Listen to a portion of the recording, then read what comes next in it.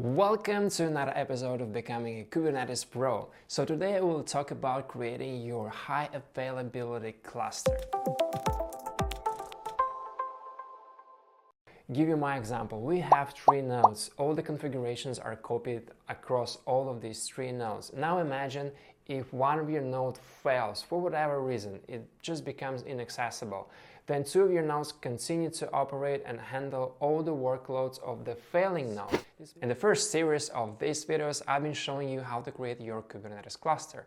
So right now we're going to follow exactly the same steps, but there's going to be a small twist in the end, so that I will show you how to connect nodes together and form a high availability cluster. Alright, let me go to my Headstone account right now. That's where my first node is currently being hosted. So I'm clicking on Add Server. I choose the same location that my first node is located, the same architecture for the image, the same processor type, the same configuration here. Then for SSH keys, I will create, it's actually a good idea to use the same node. Why not? I will use the same SSH key that I used for my first node. Volumes, nothing here. And as for the labels, I just add Kubernetes. Finally, I will type node 2, and I'm creating my node right now. Okay, while it's being created, I already start typing my command, which is ssh root add the IP address of my newly created node, and now I will type the access to my keys. Yes, it worked. Let me use my cheat sheet again, and you can find the link in the description of this video. First, I'm updating the cluster. Now I'm installing snapd. Then microk8s will follow. Okay, here I'm copying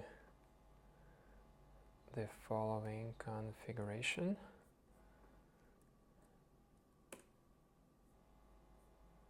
Created, then IP address of my cluster of my node.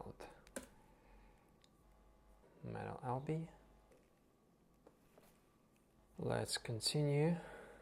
So now we reached that point where this guide will be slightly different compared to when we were just creating our single node Kubernetes cluster.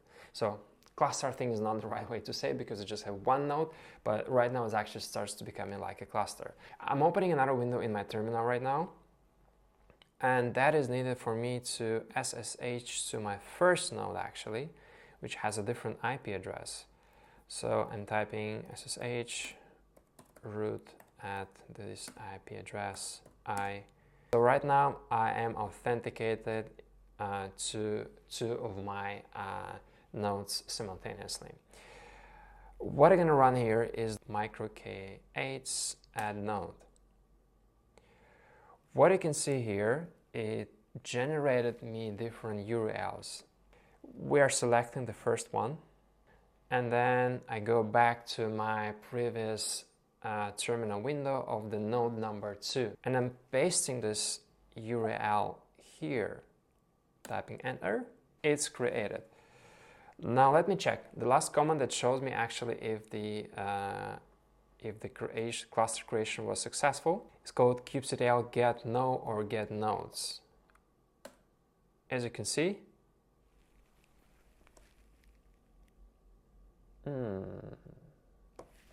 still not there.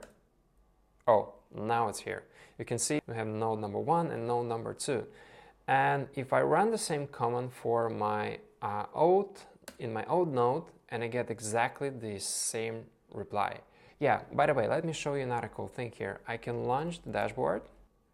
Yeah, dashboard proxy.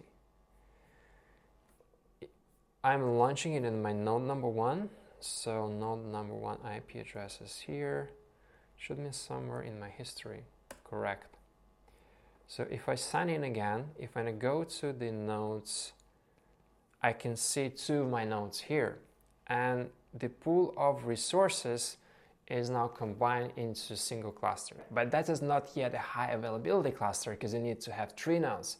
So go ahead to your cloud provider, create another node and do exactly the same steps and connect it to the cluster. So in the end, when you log into your any of these 3 nodes and run kubectl get nodes, you should be able to see 3 nodes connect. And that's where your cluster becomes a high availability cluster. I hope that was useful, and do follow my next guides where we'll be sharing another useful stuff for you and how to become a Kubernetes pro. Anyway, see you in the next episodes.